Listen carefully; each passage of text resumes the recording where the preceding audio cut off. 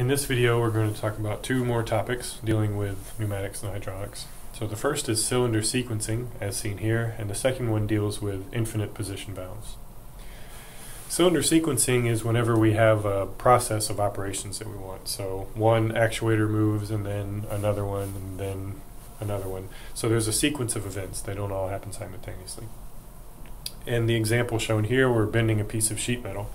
So we start off with the sheet metal being flat, and then the upper cylinder moves down, and once it's reached its fully extended position, then the side cylinders come and do additional bends to the sheet metal.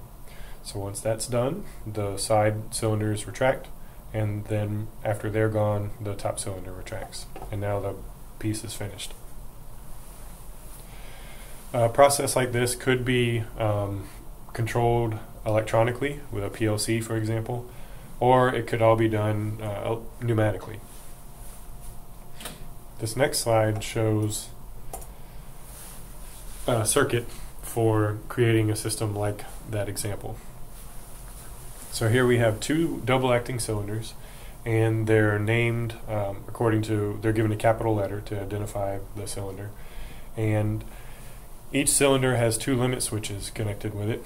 So we've got a limit switch A- to show when cylinder A is fully retracted, and a switch A+ to show when cylinder, or that's engaged when cylinder A is fully extended. And A+ has a roller, and A- would have a lever. And so for cylinder B, there are similar switches. So these limit switches are the actuation types, or half of the actuation for different valves. Okay. In the positions that the cylinders are in now, the limit switches are actuating the valves accordingly. So, for example, cylinder B is fully retracted, so that means that limit switch B- is activated. So that this valve here shows, this diagram shows that valve in the position that matches this cylinder position. So right now, this actuator is pushing the valve into this position here. So we want to look at what happens whenever we press the start button. When we press the start button, then it moves this 3-2 valve into the position here on the left, and high pressure is directed all the way to this pneumatically actuated 5-2 valve. So that then moves the 5-2 valve over, and we're in this position, and now pressure is directed on this line here on the left, and the line on the right is vented. And so then cylinder A extends, so limit switch A- is no longer pressed, and A+ is pressed. So when A+ is pressed, then it moves, well, A- when it's released, causes this valve, the spring causes this valve to move back to this position here. So this side is vented, and then when A+ is activated, that pushes the valve into this position. So this pneumatically actuated 5-2 valve is pushed to the position over here. The gist of that is that cylinder B extends. So the left side here is connected to pressure, and the right side is vented. So now we have the start button pressed, cylinder A is extended, cylinder B is extended. And once cylinder B is extended, that means that B- returns to this position, and B+ changes to this position. So this line is vented, and this line is at pressure. And so that moves this valve back to the position shown here, and so that causes cylinder A to retract. And then once cylinder A is retracted, these valves go back into the position shown here. So this valve will go to its position shown here, and then that would cause cylinder B to retract. And now once they're back to this position, if the operator is still holding the start button, then the cycle will repeat itself. If the operator has let go of the start button anytime during that process, then the cylinders will just perform that cycle once. So we've got cylinder A extends, then cylinder B extends, then cylinder A retracts, then cylinder B retracts.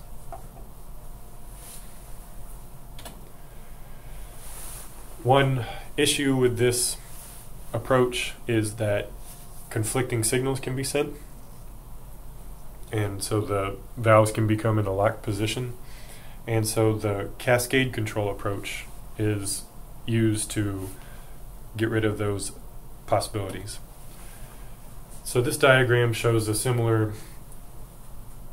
system, except here we're using the cascade control approach. In this diagram, these two lines, group 1 and group 2, this line is either pressurized or vented according to the position of this 5-2 valve. So it starts off that group 1 is pressurized and group 2 is vented. And so then if you hit the start button, that'll cause this valve to move, which causes cylinder A to extend. Once A is fully extended, this valve moves or gets moved, and then that causes cylinder B to extend. Now the limit switches for cylinder B are down here, and these control group 1 and group 2. So when B plus is pressed, then this valve controlling the groups is moved, and now group 1 is vented and group 2 is pressurized. So the effect of that is to move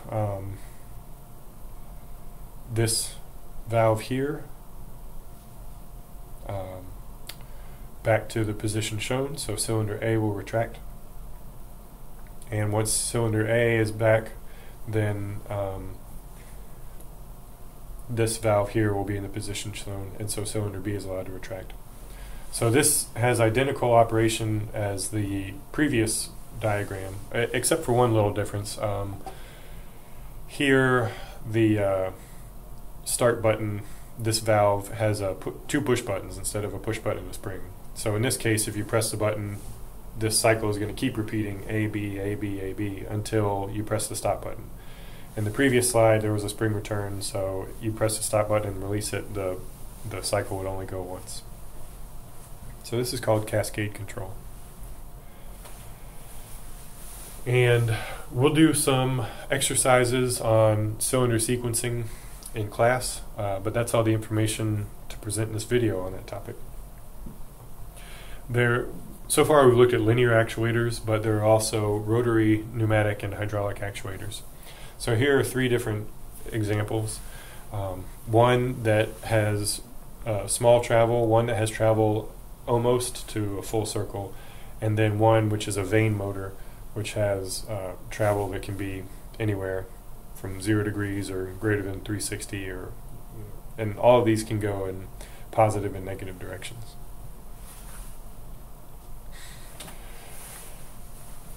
Moving on, we're going to look at infinite position valves. This slide shows a servo valve, and this is an expensive valve that can be used to precisely position an infinite position valve.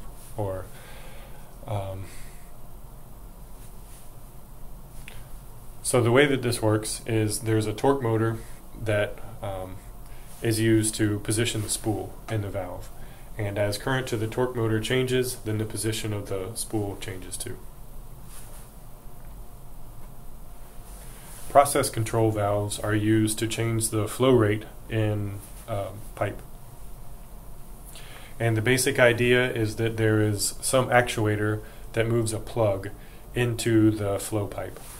And as that plug moves into the pipe, then the cross-section of the pipe changes, and so that affects the flow rate. A common type of process control valve is called a diaphragm actuator.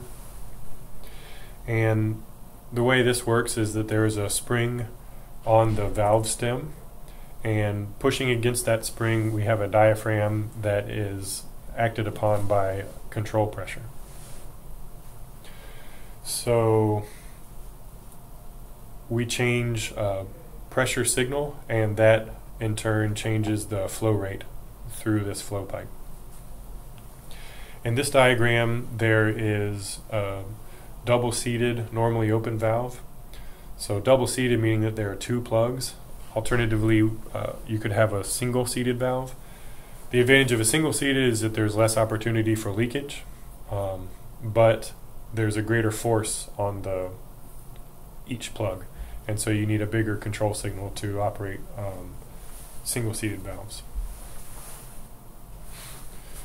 So the force on this stem is proportional to the pressure signal, the control signal, which is a pressure. And if you have a linear spring, then that means that the displacement, the stem displacement, is proportional to the control pressure.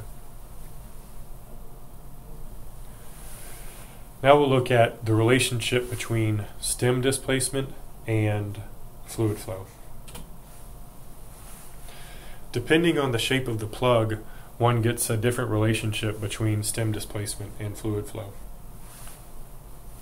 Here are three plugs that can be used. So we have quick opening, and this curve shows that the flow percentage changes rapidly with stem displacement percentage change. And this type of plug is used for on-off situations. Then we have a linear plug, and here we get an equal percentage change in the flow rate to the percentage change in the stem displacement. So for the linear plug, we would have a relationship like, so if we have a given flow at a given stem displacement, then we know the percentages are equal. So that percentage is equal to that percentage. So if we change the percentage of stem displacement, so from 50% to 75%, then the fluid flow percentage is going to change too, from 50% to 75%. Or there'll be a 25% change in flow. And the third shape that we'll look at is the equal percentage plug. And so here we have this relationship between the flow percentage and the stem displacement percentage.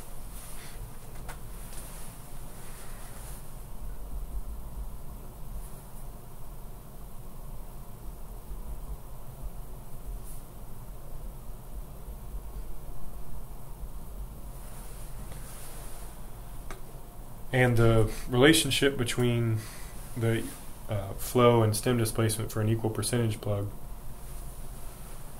is the change in flow percentage. So if we have a flow and it changes, the change as a percentage of the previous flow is going to be proportional to the change in stem displacement.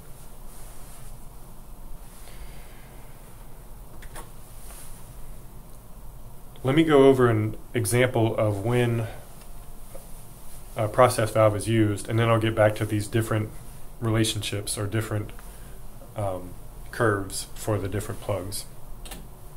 So here's an example where we want to keep a fluid level in a tank at a certain value. And so we have some fluid leaving the tank, and then we have a sensor that is comparing the current level height of the tank to our desired value.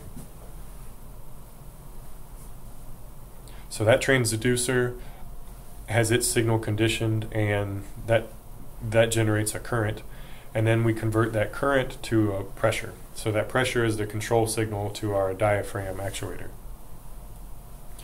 And so that diaphragm actuator then, as the pressure changes, as the control pressure to it changes, then the flow into the pipe is going to change. Because remember, the pressure on the diaphragm affects the stem displacement, and stem displacement affects the fluid flow. So for controls, we want there to be a linear relationship between the output and the input. So the output being the fluid flow, and the input being the current or the pressure to the diaphragm actuator. So one would think that then the linear contoured plug would be the most common choice. But this curve here is for systems where the pressure drop across the plug is constant. So in an installed system or a practical system, that's not the case.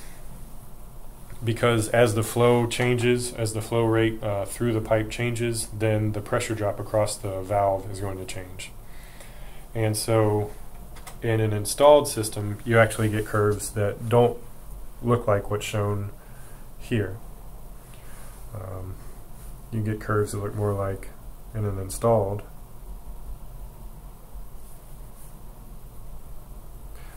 Instead of having a linear curve relationship that looked like that, it would become more like the quick opening curve. And for equal percentage, instead of looking something like that, it would be closer to the ideal linear curve. And that's because here we have an installed system where the pressure drop across the valve changes as the flow rate changes, and here we have a system where the pressure drop is constant. So the difference between this ideal curve, or a curve with a constant pressure drop, and the installed curve depends on every system. So in some cases you'll have equal percentage valve that's closer to linear, and in some other installations you'd have an equal percentage valve that's closer to this curve.